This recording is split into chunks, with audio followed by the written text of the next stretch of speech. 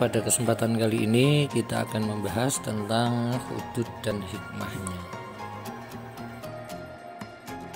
Hal-hal apa saja yang akan kita bahas pada pembahasan hudud ini?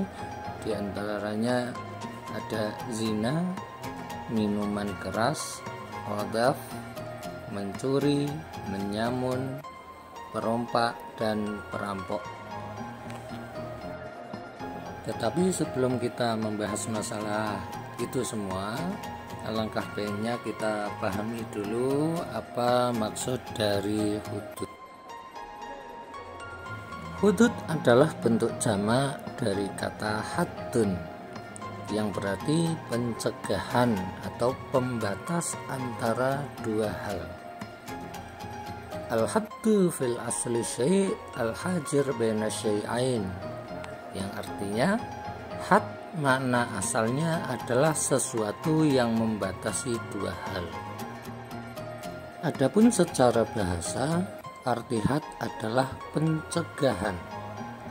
Berbagai hukuman perbuatan maksiat dinamakan had karena umumnya hukuman-hukuman tersebut dapat mencegah pelaku maksiat untuk kembali kepada kemaksiatan yang pernah ia lakukan.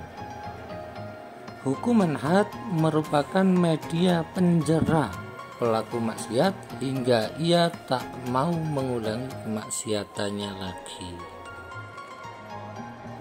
Sedangkan menurut istilah, hudud adalah hukuman-hukuman pencegahan tertentu yang telah ditetapkan Allah sebagai sanksi hukum untuk mencegah manusia dari melakukan tindak kejahatan selain pembunuhan dan penganiayaan, yang mana tujuan inti dari hudud ini adalah tercapainya kemaslahatan bagi umat manusia berupa terjaganya agama, jiwa manusia, keturunan, akal, dan terjaganya harta kekayaan. Terjaga dari apa? Terjaga dari pola hidup yang keluar dari syariah. Dalam istilah fikih, berbagai tindak kejahatan yang diancam dengan hukuman had itu diistilahkan dengan jaraimul hudud. Macam-macam jaraimul hudud ini yang senantiasa dibahas dalam masalah fikih ini cakupannya sangat luas, sehingga kalau kita bahas semua mungkin waktu kita kurang ya. Namun dalam bab ini kita hanya akan membahas pada 5 poin. Yang pertama tentang masalah zina, kedua masalah qadzaf atau menuduh zina pada wanita yang baik-baik, mencuri, minum khamr, merompak, dan menyamun. Hukuman dalam bentuk had ini berbeda dengan hukuman dalam bentuk qisas, walaupun ada sebagian kesamaan jenisnya, karena had merupakan hak Allah Subhanahu wa Ta'ala, sedangkan qisas adalah hak manusia sebagai hamba Allah Subhanahu wa Ta'ala. Jadi had tidak dapat gugur karena dimaafkan oleh pihak yang dirugikan, sedangkan qisas ini bisa gugur apabila pihak yang dirugikan itu memaafkan. Kita masuk pada pembahasan yang pertama. Zina adalah perbuatan dengan cara memasukkan alat kelamin laki-laki ke dalam alat kelamin perempuan yang mendatangkan syahwat dalam persetubuhan yang haram, yang tidak terikat oleh pernikahan yang sah. Jika kita memaknai zina sesuai dengan definisi ini adalah definisi yang masuk pada kategori hudud, di mana zina adalah perbuatan dengan cara memasukkan alat kelamin laki-laki ke dalam alat kelamin perempuan yang mendatangkan syahwat. Maksudnya bagaimana? Yang mendatangkan syahwat adalah dia seorang perempuan dan bukan hewan ataupun mayat. Jadi dari pengertian ini bisa disimpulkan bahwa persetubuhan dengan hewan ataupun mayat tidak bisa dikategorikan zina, dan pelaku tindak keji tersebut tidak terkena had, tetapi hukuman yang berbeda. Para ulama sudah sepakat bahwa hukum zina itu adalah haram dan termasuk salah satu bentuk dosa besar. Dalam Al-Quran surat Al-Isra ayat 32 disebutkan, wala taqrabuz zina innahu kana fahisatan wa sa'a sabila, yang artinya, dan janganlah kamu mendekati zina, sesungguhnya zina itu perbuatan yang keji dan suatu jalan yang buruk. Kalau kita lihat dari redaksinya, ayat tersebut menggunakan kalimat wala taqrabu, yang artinya janganlah kamu sekalian mendekati. Mendekat saja tidak boleh, apalagi sampai melakukan. Ini menunjukkan bahwa larangan berbuat zina ini benar-benar dilarang oleh Allah dan masuk kategori dosa besar. Dasar penetapan hukum zina.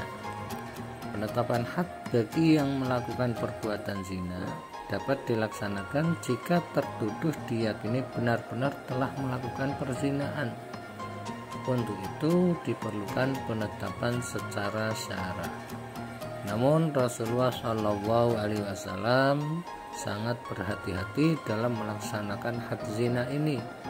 Beliau tidak akan melaksanakan had zina sebelum yakin bahwa tertuduh benar-benar berbuat zina.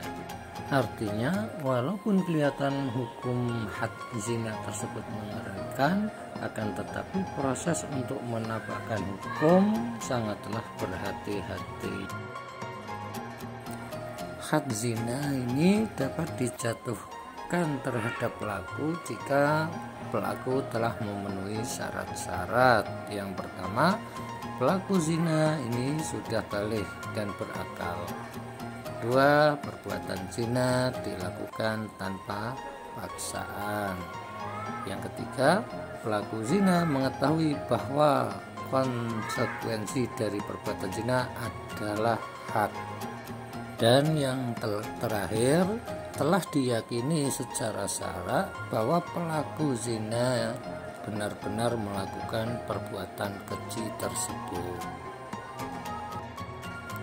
Macam-macam zina dan hadnya. Yang pertama adalah zina muhsan. Ini zina yang dilakukan bagi orang yang sudah menikah.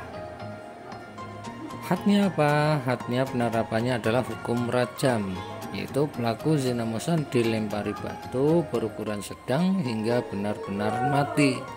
Batu yang digunakan tidak boleh terlalu kecil sehingga memperlama proses kematian dan hukuman. Sebagaimana juga tidak diperbolehkan merajam dengan batu yang terlalu besar hingga menyebabkan kematian seketika, yang dengan itu tujuan memberikan pelajaran kepada pezina muhsan tidak tercapai. Yang kedua adalah zina ghairu muhsan, zina yang dilakukan oleh seseorang yang belum pernah menikah. Di sini para ahli fikih sepakat bahwa had hukuman bagi pezina ghairu muhsan baik laki-laki maupun perempuan adalah cambuk sebanyak 100 kali. Sedangkan untuk hukuman pengasingan ini para ahli fikih berselisih pendapatnya. Yang pendapat yang pertama dari Imam Syafi'i dan Imam Ahmad ini berpendapat bahwa had bagi pezina ghairu muhsan adalah cambuk sebanyak 100 kali dan pengasingan selama 1 tahun. Pendapat yang kedua, Imam Abu Hanifah menyatakan bahwa had bagi pezina ghairu muhsan hanya cambuk 100 kali. Pengasingan ini menurut Abu Hanifah hanyalah hukuman tambahan yang kebijakannya sepenuhnya dipasrahkan kepada hakim. Jika hakim memutuskan tambahan tersebut kepada pezina ghairu muhsan, maka pengasingan masuk dalam kategori takzir, bukan had. Dan pendapat yang terakhir yaitu dari Imam Malik dan Imam Auza'i berpendapat bahwa had bagi pezina laki-laki merdeka ghairu muhsan adalah cambuk sebanyak 100 kali dan pengasingan selama 1 tahun. Jika pezina ghairu muhsan itu perempuan, maka hanya cambukan 100 kali. Ia tidak diasingkan karena wanita adalah aurat dan kemungkinan ia dilecehkan di luar wilayahnya. Hikmah diharamkannya zina. Yang pertama, memelihara dan menjaga keturunan dengan baik, karena anak hasil perzinaan pada umumnya kurang terpelihara dan terjaga. Yang kedua, menjaga harga diri dan kehormatan manusia. Yang ketiga, ketertiban dan keteraturan rumah tangga. Yang terakhir, memunculkan rasa kasih sayang terhadap anak yang dilahirkan dari pernikahan yang sah. Sekian dan terima kasih. Wassalamualaikum warahmatullahi wabarakatuh.